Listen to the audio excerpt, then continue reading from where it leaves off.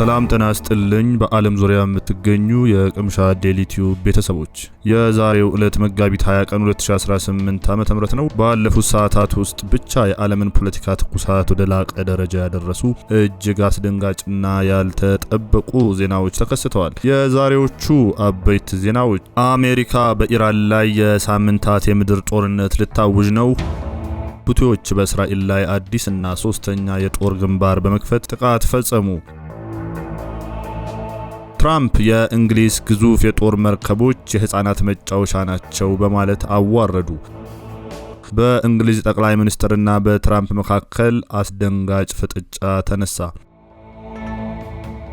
በአገር ውስጥ ዜናችን ገዢው ብልጽግና ፓርቲ በትግራይ እንዲሁም በአዲስ አበባና በአማራ ክልል በሚገኙ ዋና ተቃዋሚ መሪዎች የምርጫ ክልሎች አንድም እጩ አለማቅረቡ ምርጫ ቦርዱ ምን እያለ ነው? እነዚህንና ሌሎች ትልቅ ትንታኔዎችን የያዘውን የዛሬ ሰፊ የዜና ፕሮግራማችን እንሆ ጀምረናል። አብራችሁን ቆዩ። ወደ ዝርዝርና ጥልቅ መረጃዎቻችን ከመግባታችን በፊት ይህንን ቪዲዮ ላይክ በማድረግ ጀምሩ። መረጃዎችን ለሌሎች ለማድረስ ሼር ማድረግ አትዘንጉ። ለቻናላችን አዲስ የሆናችሁ ደግሞ ሰብስክራይብ በማድረግና የደወል ምልክቷን በመጫን የቅምሻ ዴሊ ቲዩብ ቤተሰብ ይሁኑ። አሁን በቀጥታ ወደ ዝርዝር ትንታኔያችን እናልፋለን። ሰናይ ቆይታ።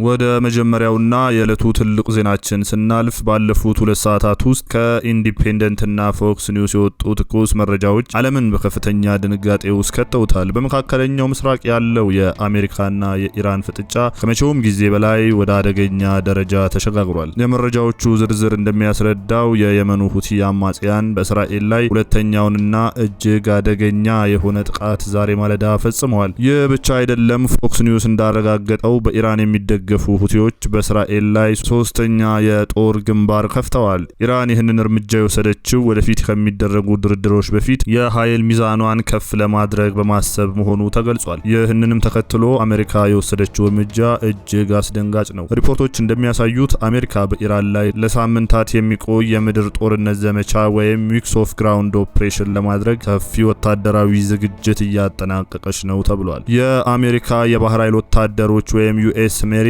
በከፍተኛ ቁጥር በመካከለኛው ምስራቅ የጦር ቀጠናዎች ደርሰዋል። የፖለቲካና የጦርነት ባለሙያዎች እንደሚያስጠነቅቁት ከሆነ ደግሞ ዶናልድ ትራምፕ ያቀረቡት የ15 ነጥብ የሰላም እቅድ ወይም 50 ፖይንት ኦፍ ፒስ ፕላን ሙሉ በሙሉ መክሸፉና የቀጠናው ጦርነት የማይቀየር መሆኑን አረጋግጠዋል። ይህ የአሜሪካና የኢራን ፍጥጫ የዓለምን የነዳጅ ገበያና የንግድ መስመር ክፉኛ እንደሚያናጋው ይጠበቃል። እስራኤል በበኩሏ በቴል አቪቭ አቅራቢያ የደረሰባትን የሚሳኤል ጉዳት ቀጥተኛ የሆነ የበቀል እርምጃ በኢራን ላይ ለመውሰድ ቃል ገብታለች። የዩጋንዳ የጦር ኃይሎች አዛዥ ሳይቀር በእስራኤልና በኢራን ጦርነት ዙሪያ ጣልቃ በመግባት እስራኤልን እንደሚደግፉ በሶሻል ሚዲያ ባወጡት መግለጫ አስታውቀዋል። ይህ የሚያሳየው ጦርነቱ የመካከለኛው ምስራቅ ብቻ ሳይሆን አፍሪካን ጨምሮ የዓለም ሀገራትን ወደ ጎራ የከፈለ መሆኑ ነው። ይህ በመካከለኛው ምስራቅ ያለው ጦርነት ደመና የዓለምን ትኩረት የሳበ ቢሆንም በምዕራባውያን አጋሮች መካከል የተፈጠረ አዲስ የፖለቲካና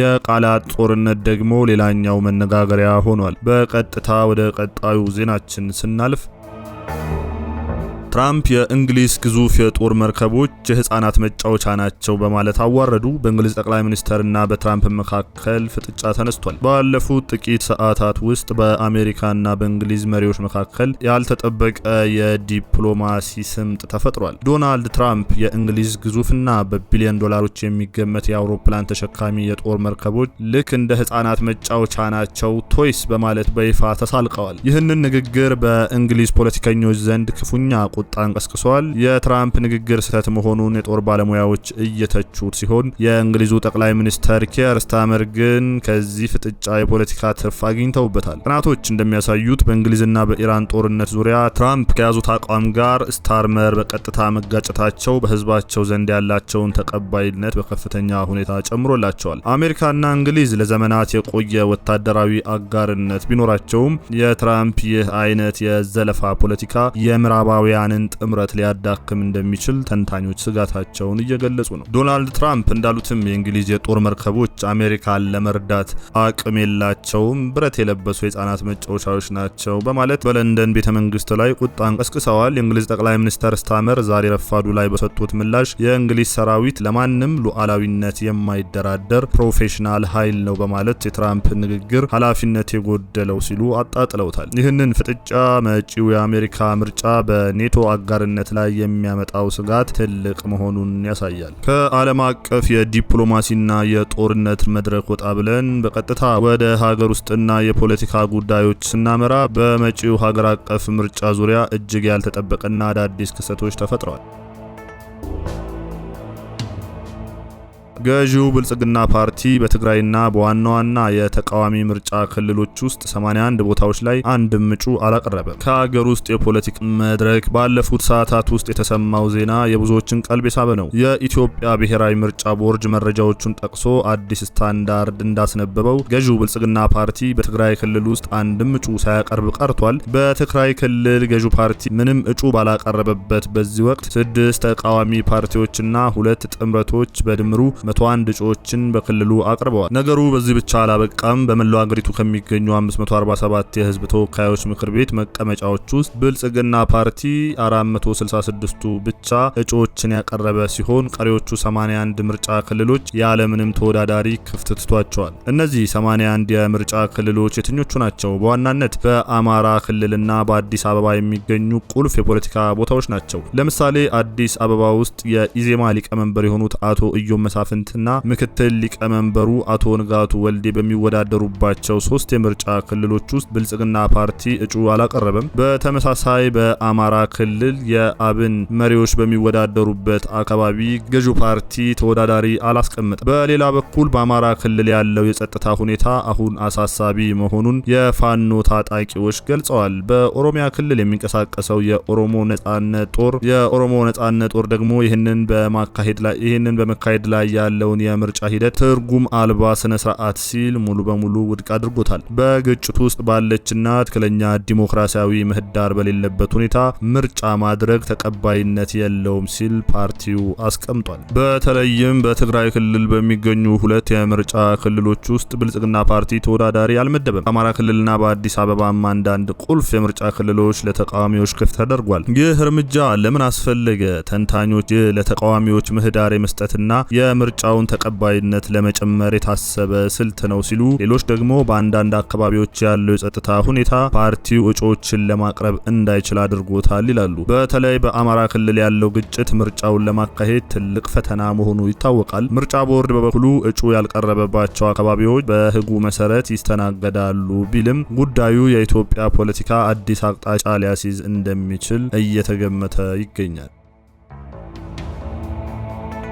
ሌላው ትኩስ መረጃ የዓለም የነዳጅ ዋጋ ባለፉት ጥቂት ሰዓታት ውስጥ ባልተጠበቀ ሁኔታ ጭማሪ አሳይቷል። በለንደን የገበያ ማዕከል የብሬንት ነዳጅ ዋጋ በአንድ በርሜል $95 ደርሷል። በቀይ ባህር ላይ የተከፈተው የአየር ጥቃትና የንግድ መርከቦች መንገዳቸውን መቀየራቸው የትራንስፖርት ወጪን በእጥፍ ጨምሮታል። ይህ ደግሞ በኢትዮጵያም ሆነ በሌሎች ሀገራት የሸቀጦች ዋጋ ላይ ቀጥተኛ ተጽዕኖ ይኖረዋል። የዓለም ባንክ ባወጣው ማስጠንቀቂያ ይህ ውጥረት ከቀጠለ የዓለም ኢኮኖሚ ወደ ድቀት ሊያመራ ይችላል ብለዋል። እነዚህን ፖለቲካዊና ኢኮኖሚያዊ ጉዳዮች ከተመለከትን በቀጣይ ደግሞ በድጋሚ ወደ መካከለኛው ምስራቅ ሌላኛው ስጋት ስለሆነው የእስራኤልና ሊባኖስ ድንበር ሁኔታ እንመለስ። ባለፉት ሰዓታት ውስጥ ከሰሜናዊ እስራኤልና ደቡባዊ ሊባኖስ ድንበር የሚወጣ መረጃ እጅግ አስፈሪ ነው። ሂዝቦላ ከ20 በላይ የሚሳኤል ጥቃቶች ወደ እስራኤል ወታደራዊ ይዞታዎች ላይ መላኩን አልጀዚራ ዘግቧል። እስራኤል በበኩሏ የአየር ድብደባ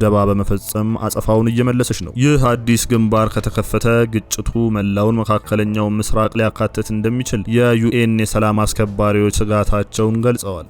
ውድ የቅምሻ ዴይሊ ቤተሰቦች የዛሬው ሰፊና ዝርዝር የዜና ፕሮግራሞች እነዚህ አንገብጋቢ ጉዳዮችን ዳሷል። ዓለማችን በለውጥና በውጥረት ማዕበል ውስጥ ትገኛለች። ለእናንተ የምናቀርበው የዛሬው ጥያቄ የአሜሪካና የኢራን ፍጥጫ በቀጥታ ወደ ምድር ጦርነት ቢቀየር የዓለም ሰላም ምን ሊሆን ይችላል? እንዲሁም በኢትዮጵያ ምርጫ ዙሪያ ገዢው ፓርቲ የወሰደው ውሳኔ በዲሞክራሲው ሂደት ላይ ምን ተጽዕኖ ይኖረዋል? ሐሳባችሁን በኮመንት መስጫው ላይ በዝርዝር አስፍሩልን። ቪዲዮን ከወደዳችሁት ላይክ ማድረጋችሁን አትዘንጉ። መረጃው ለሌሎች እንዲደርስ ሼር አድርጉት። ለነበረን ቆይታ እናመሰግናለን። የዛሬውን ፕሮግራም አዘጋጅተን ያቀረብንላችሁ ቅምሻ ዴሊዎች ነን።